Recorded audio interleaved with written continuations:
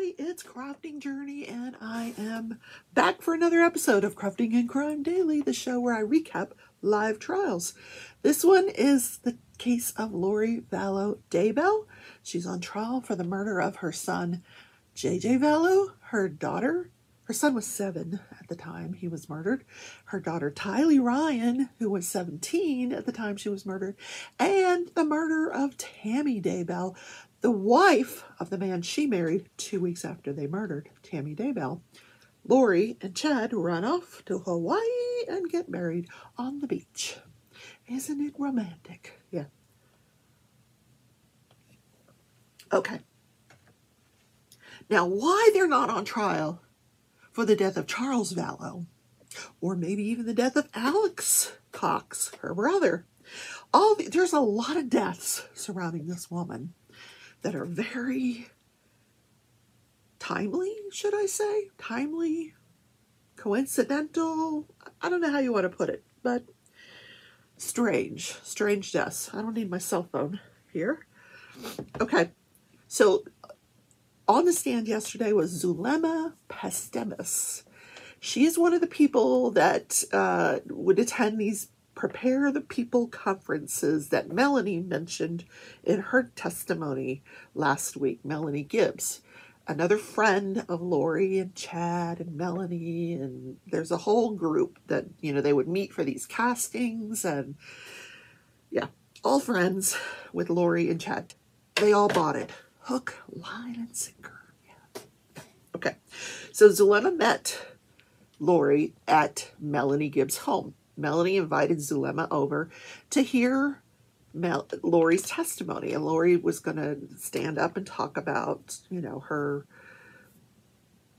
visions or her revelations, you know, that she had had a personal conversation with Jesus Christ, and that she had visitation from the angel Moroni, who apparently is a prominent figure in the Book of Mormon. So, which gave Zulima the feeling that Lori was a very, very spiritual being. You know, she's met with Jesus, you know. So she was like, wow. Yeah. So this is how she met Lori. And then there was a Prepare the People conference that was held in Utah, and at Melanie's home, the first evening she met Lori, they exchanged phone numbers.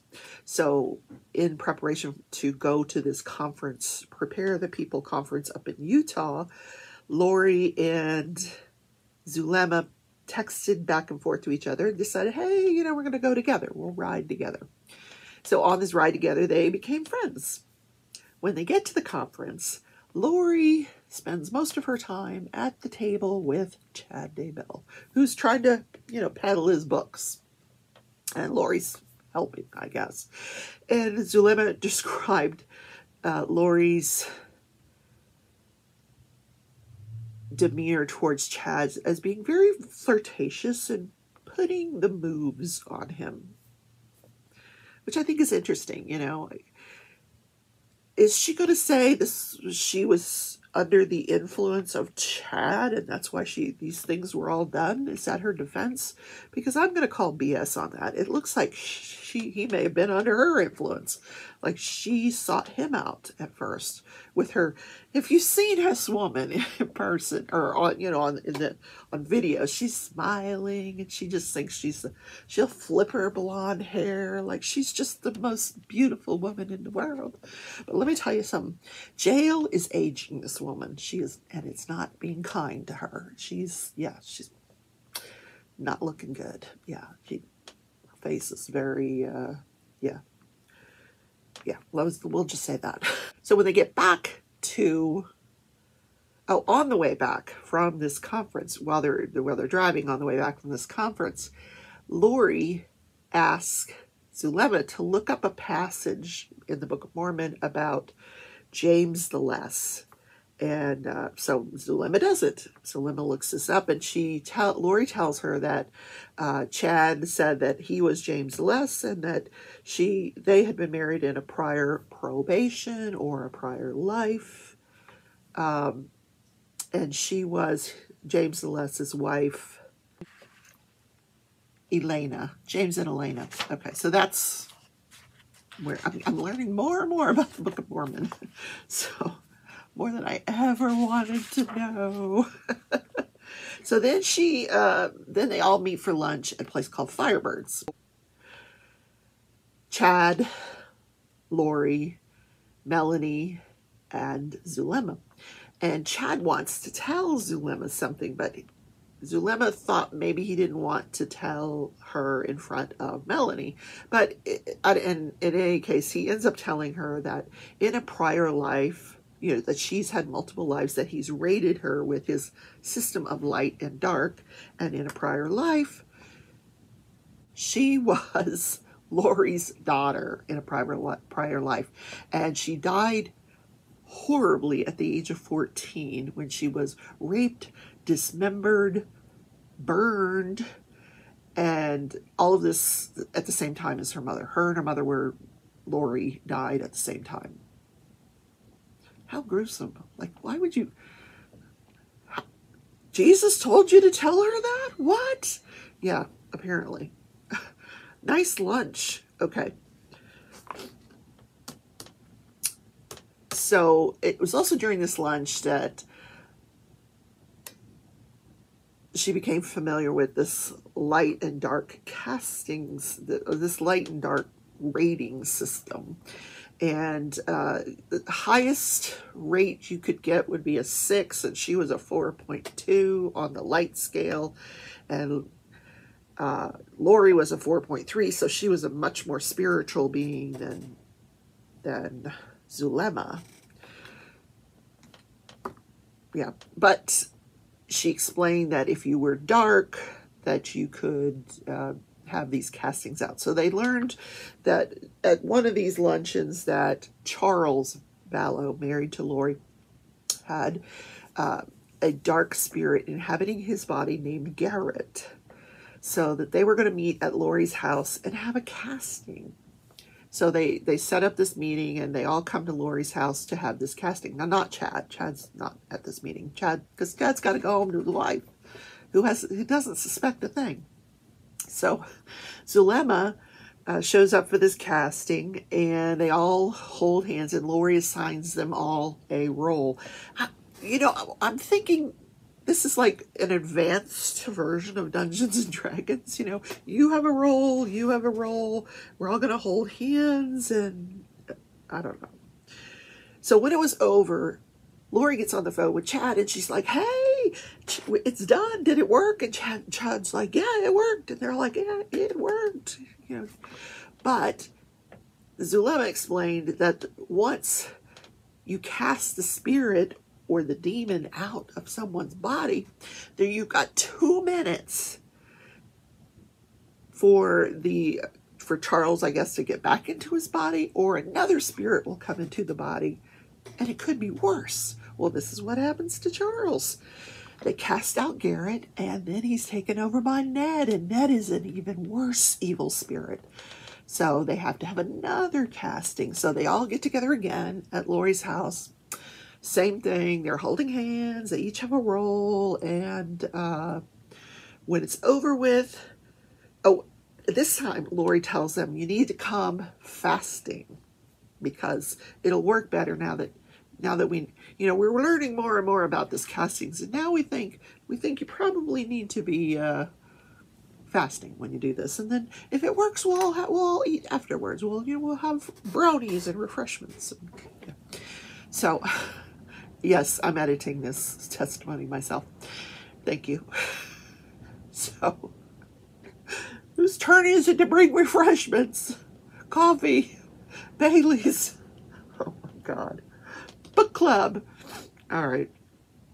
So they show up for the second casting. Same thing. They hold hands, sing Kumbaya or whatever it is they're doing in their role.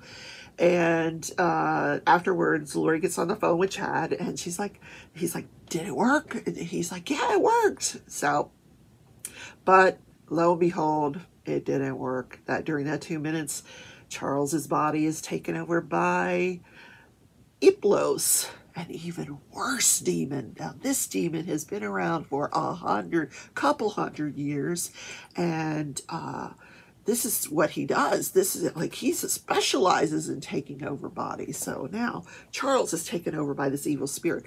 So the only thing you can do with the body once you cast out the spirit during that 2 minutes is to burn it, or bind it, or drown it. There's different ways, but you have to take care of that body, or that demon is going to come back into that body, or a different demon is going to come back into that body. Now, interestingly, the third casting for Ilios was done over the phone, because by then Lori had moved to Rexburg. I'm not sure where, but she had moved. Lori moves so much, I can't keep track of it. But she had moved, so Lori gets them all on the phone, and they do it over the phone. They cast it over the phone. Now, Zulima was asked about Charles. You know, when did Charles die? And she said, oh, July 11th, 2019. And he's like, how do you, like, because Zulima has a terrible memory, apparently. He would ask her questions, the prosecutor would ask her questions, and she'd take long pauses, or she'd think about it, and I'm distracted, there's something going on in the room, and I don't remember, but she popped up right away. Oh, July 11th, 2019. And she goes, well, how is it you remember that so well? What causes you to remember that date so well? She goes, because Lori used to always say that 7/11 is a number that had a spiritual meaning to her. So isn't it coincidental that her husband, who had been possessed by these demons, is killed by Alex, who also believed all this nonsense, on July 11th. Lori told Zulima after the death of Charles that it was her job to clear the world of evil spirits in preparation for the second coming of Jesus Christ. And Charles' death was just part of this plan. This was all God's plan. So after this, Lori was told by Chad, you need to move to Rexburg, Idaho, because this is the place where we're going to be safe. God has told us to go to Rexburg, Idaho, because... I'm sorry. I'm trying to do this with a straight face. Okay. Because other countries are going to invade the United States. And we need to have a safe place. And God says we will be protected in Rexburg, Idaho. Why Rexburg, Idaho? No clue. So Lori moves to Idaho. And so does Alex. So at this point, before Alex moves to Idaho, he and Zulima have a date. They go out, they have a dinner. Nothing special, but then Alex moves to Rexburg, Idaho. So it's after this that Alex, when he originally moves to Rexburg, he moves in with Lori, but then he gets his own place.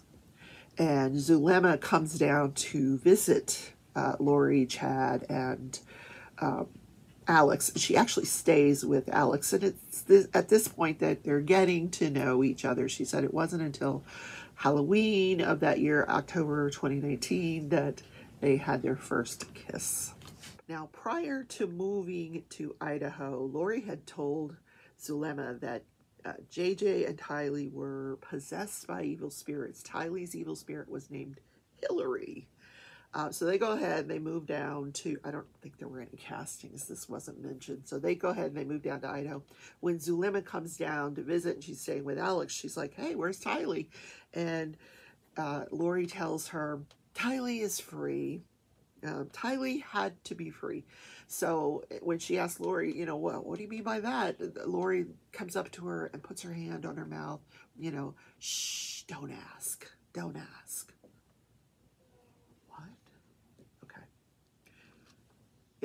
That was the explanation. And now JJ was there. They said, what was JJ doing? He was outside playing with the neighbor's kids. So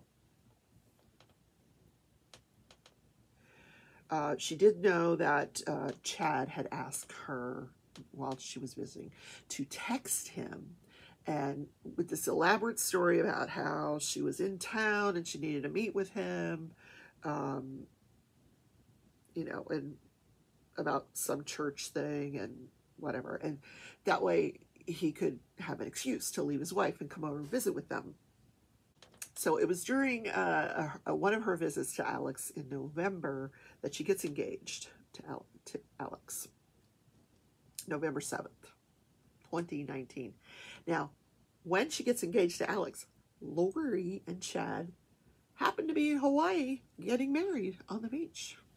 And apparently right around this same time frame, Melanie Boudreau is getting married to another guy. Now, they all all three couples get married like right at the same time. It's very, very strange. Then after she and Alex get married, Lori and Chad stopped communicating with them. And Alex thinks this is really strange. And Alex says, after all I did for them, now they don't want to talk to me. She said there was one time when Lori came back to Arizona because she wanted all of her friends to help her participate in a casting out of Tammy. Tammy Daybell has now possessed by a woman named Viola. So they all go over to Melanie Gibbs' house and they have this casting out. So when the casting out is over, Lori gets a phone call, and Zulima overhears this phone call, and she said Lori was very, very angry during this phone call, and he's using some very explicit words. And she said, you idiot, you can't do anything right. This is also the same night that Tammy comes home from work, and in her driveway, she's pulling stuff out of her vehicle, unloading her vehicle, and a gunman walks up to her and shoots twice, but doesn't shoot her. The gun, I don't know if the gun misfired, but then he runs away, and so she's okay. So is this what Lori is referring to? Interesting, huh?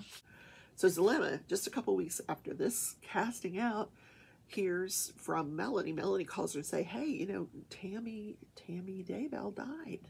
She's like, what? So she calls Lori, and Lori said to her, yeah, Chad and I learned how to cast out. We learned a little bit more about that. We were visited by some angels, and they taught us some more about this casting out and the correct way. And so this is why Tammy is dead.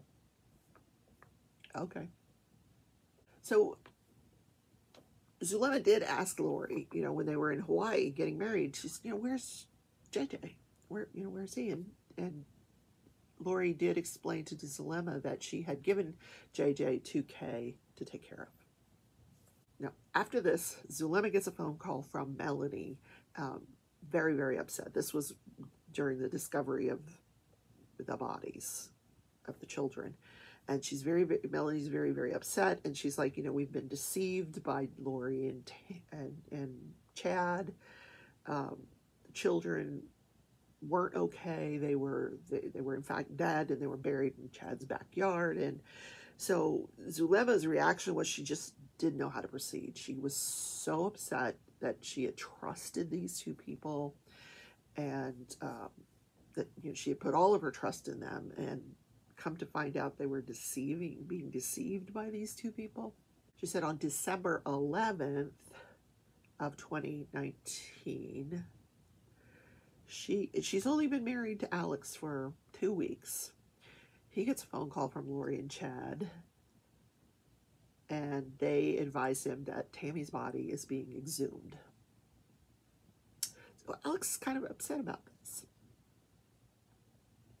So Zulima has a conversation with Alex after he hangs up, and she says, what's going on? And he says, I think they're trying to make me the fall guy here. And she's like, fall guy for what?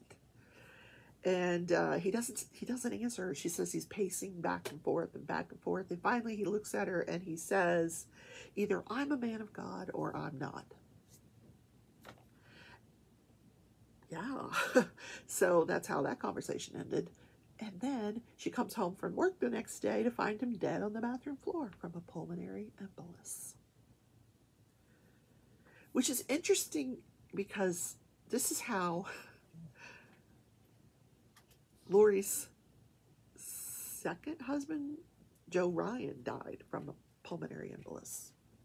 I don't know. I'm a nurse. I didn't know you could, I guess you can cause them by injecting air into a vein. But yeah, I don't know. I don't know if they, yeah, it's just weird. Just weird. So then they talked about a journal that Zulima would keep. And in this journal, she had an illustration that Lori had walked her through. Lori had this illustration, and so Zulima tried to copy it into her journal, and it outlined the 5 different creations or worlds, and Earth is one of those worlds in this religion, and Earth is the least, or it's the darkest, and that's where the most demons are. And she said each one of these worlds has its own savior and its own Satan. So I thought all of that was truly interesting. So then we have when she was finished with her testimony, then we get the testimony of the son, Colby Ryan. Now, apparently some reporters that watched him walk into the courtroom said he would not look at his mother. And he was asked on the stand, how do you know Lori? And he says, she is my mother.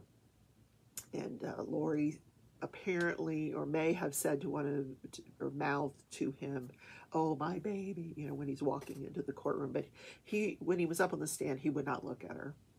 She, of course, was looking at him, but he would not make eye contact with his mother.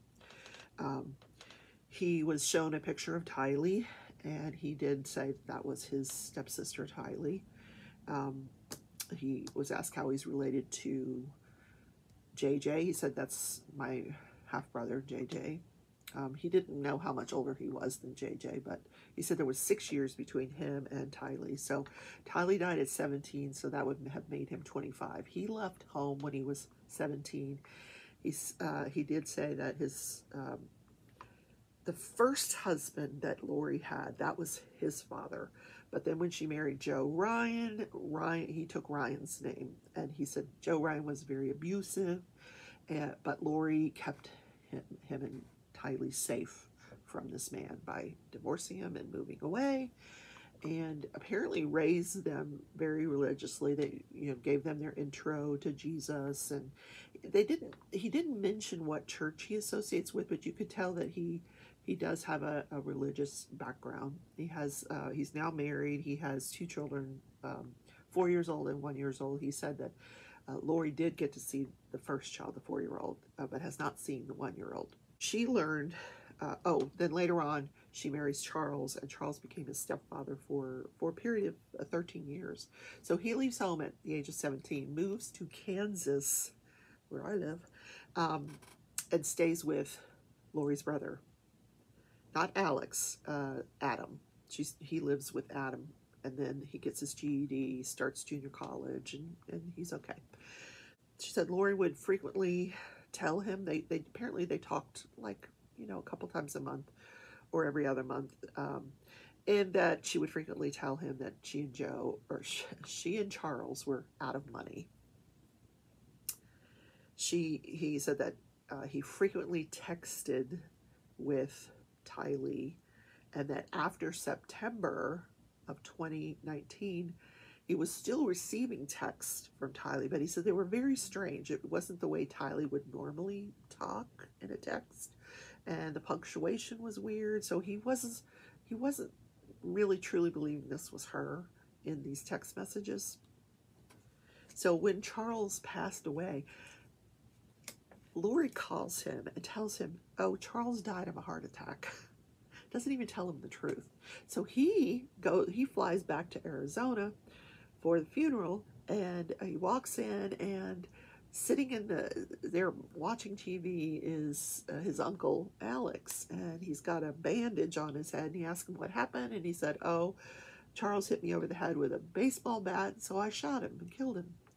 This was how he learned what really happened to his stepfather. He did say that he and Charles had a really good relationship.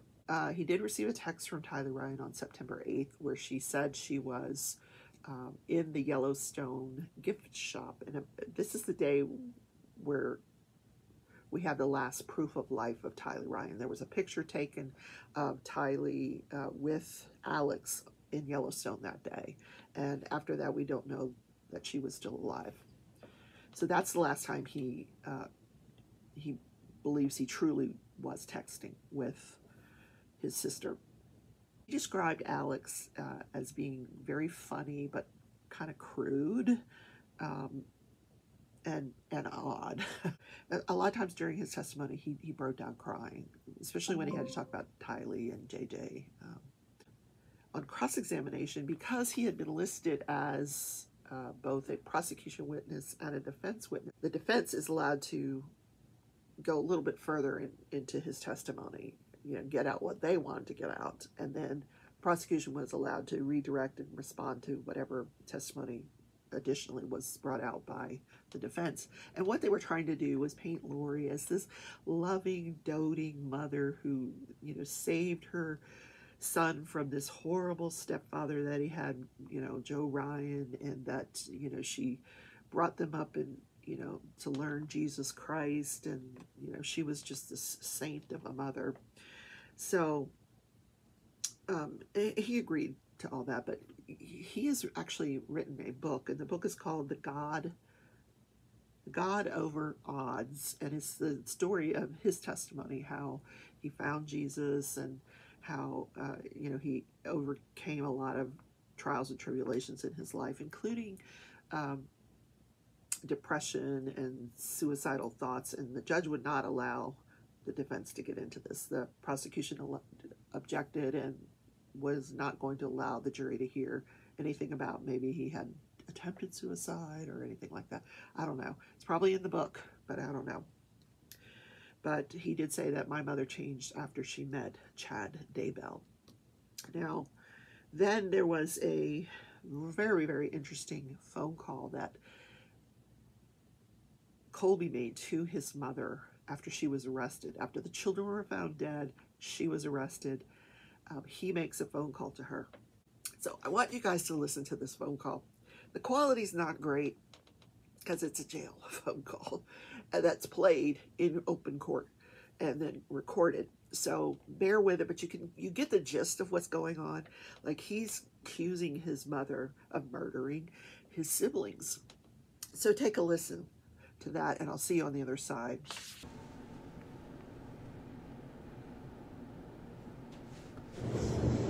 Hello? Can you hear me? Yeah.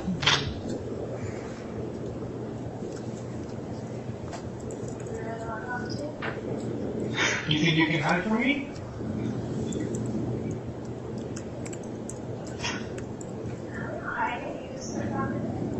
Probably because you murdered my siblings. That's probably why I'm still talking to you. Maybe you should understand. I didn't. I'm sorry that you felt that way. You didn't do anything, right? Mom, I have prayed for you in my worst moments. I have prayed for my siblings who swore to me were okay. I thought I could trust you. I thought that you were a completely different person.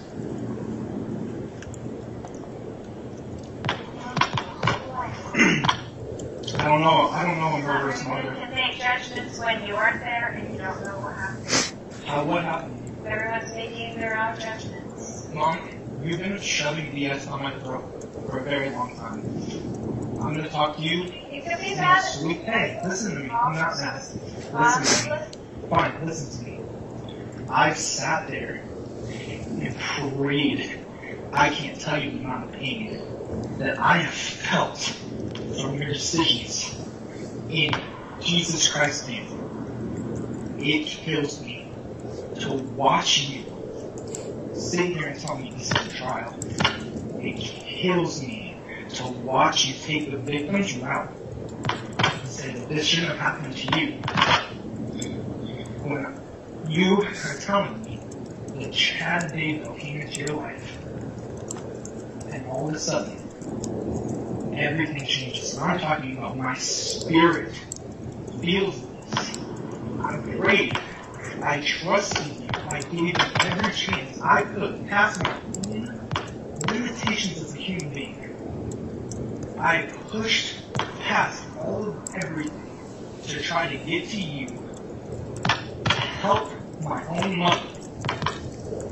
You lied to me, specifically to me, more times than I can count about this. To know that they're gone and you knew, and my phone's being texted by my little sister who's not even alive, my little brother who's the sweetest little kid ever. For what purpose? Can you tell me that this is God's will for my whole family, including my stepfather, to be dead? After everything that you've tried to tell me, you can tell me right now that Jesus Christ, the Savior of the world, is on your side. You tell me that with all conviction in your heart that Jesus Christ is on your side. Please. I can't tell you that. Say it. Say his name. Say that he told you. And you followed him like exactness. Because I have prayed for you. I sat there and tried my best to forgive you and Chad and Alex. And I was deceived. And I was broken by my own mother. What are you doing? What are you doing? I prayed to Heavenly Father, and I said, you tell me, Father. All life have all made instructions. They think they know what happened. They think I don't care about they know other people. what happened. They think they know who's responsible. Do you know that you told me? Everything.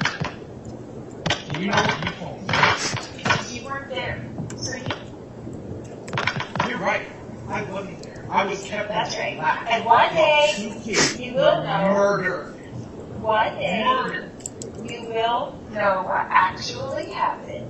You're right. You know what? And we all will stand there with Everything into a light. You're absolutely right. He will convict the people who act in his name with pure blasphemy. This is funny? This is funny? This is funny. You're laughing like this is funny. How come your camera's on? You don't want to look at me in the eye? Why can't you look at me? It's just you and me. I'm in my house alone. I love you. I always will. One day you will see and one day you will understand. Go ahead and I hang do up. love See you. how that works for you. You gonna hang up? I don't have anything else to say. You obviously don't know. Let me tell you You weren't something. there. You weren't there. Summer wasn't there. My mom wasn't there. The police weren't there. The FBI weren't there. You're right. Nobody Mom was there. was there. Tyler and JJ, Mom. Yeah, and guess what? They know. They know exactly what happened. Backyard. And they love me. And we're still together forever. They love me. And they are fine. And they do know the truth. And I know the truth. And we're the only people that do. So you can judge me, Colby, all day long. Go ahead and judge me. The whole world Judge me? has. The whole world has judged me. Listen to me. They don't know, and you don't know. You know what I've been through, and you don't even give a crap what they've been through. Nobody does. I Except for me. I'm the one that knows.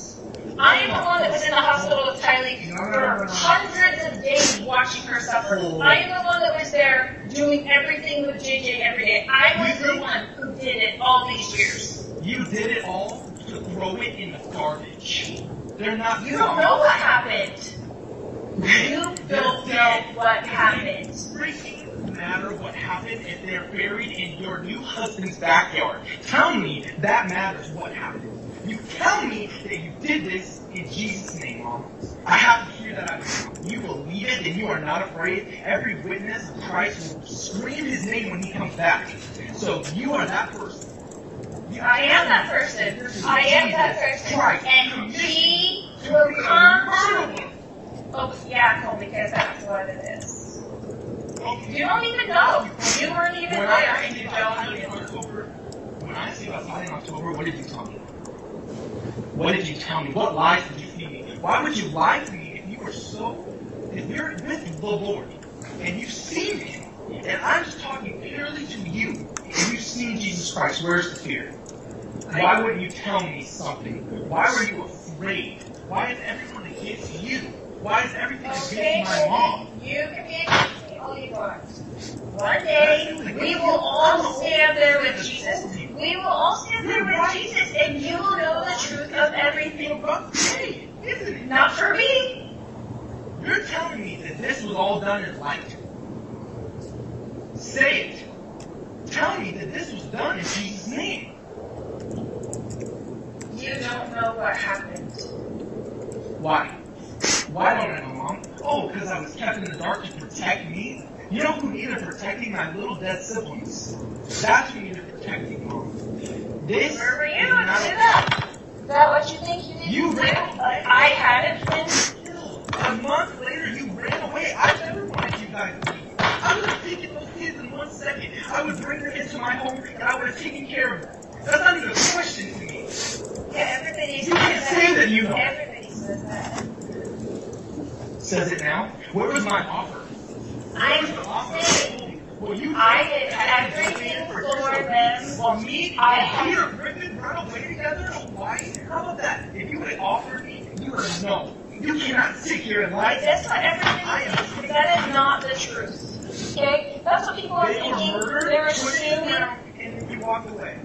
So No, you don't know that. No, that is not what happened. That is not what happened. You tell me what happened. If you can tell me what happened, then I don't care. If you can actually explain it, then it's different.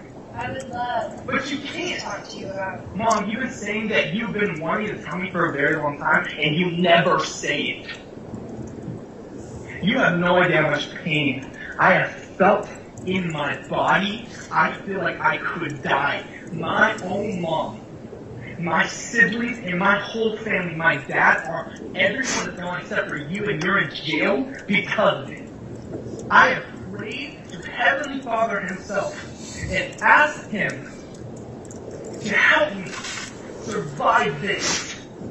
Do you understand the freaking earthquake that has been caused? Do you know how many people are hurt and broken now? And you're telling me that there's a reason? Why are you following Chad down the rabbit hole, Mom? Why would you follow anybody that is not good?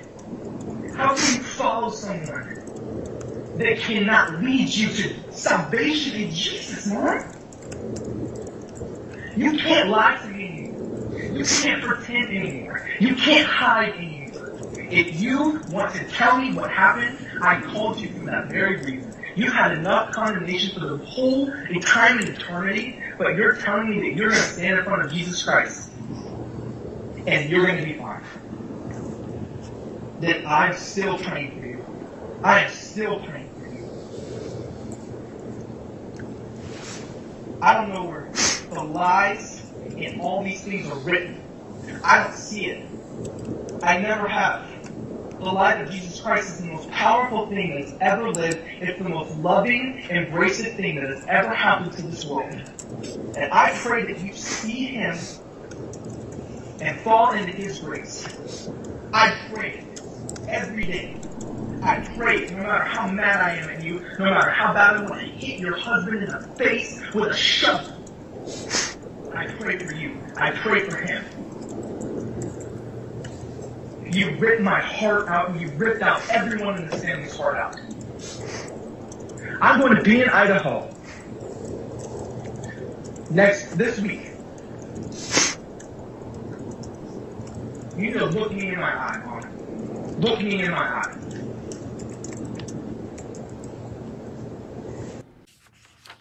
So there was some additional testimony after Colby took the stand. A guy from Social Security came on, and he testified that, yes, because of the death of JJ's father, he was eligible for Social Security checks in the amount of $1,951 a month. And same thing with Tylee. Because of her father's death, she was entitled to Social Security of $1,859 a month. And because of the death of Charles, Lori was entitled to $1,951 a month. But it was her responsibility to notify Social Security when they went missing, or they died, or she remarried. She would not be entitled to any of this. And she didn't do that. So everything was cut off in January of 2020. She stopped receiving this almost $6,000 a month from Social Security. The other thing was a detective who had gone over all the bank accounts, everybody's bank account. And apparently Tylee's debit card, she had her own checking account, and her Social Security was deposited into that. So Tylee's debit card was mainly during her lifetime used at brick and mortar stores, gas stations, McDonald's, places where she would go to shop. After she disappeared, after September of 2019, everything was purchased online. There were no brick and mortar purchases anymore, and except for a couple of restaurants it was used at. Everything was purchased from online. And then when her account gets down to like $10, Lori just transfers that into her account. So this detective said that Alex apparently had a really good job. He was receiving $4,000 a month, twice a month. So a very well-paying job, I might say. But he quit his job to move to Rexburg. So after that, the bank account doesn't show these regular deposits anymore, but he takes out a $21,000 loan in August of 2019. And following that $21,000 loan, he purchases 46 guns. Now, these guns were all seized when the officers searched Lori's property. They were in her garage. 46 guns that he purchased between August 10th and October 24th, because he was the warrior. He was the one that was going to protect Lori during this second coming. So he needed these guns, apparently.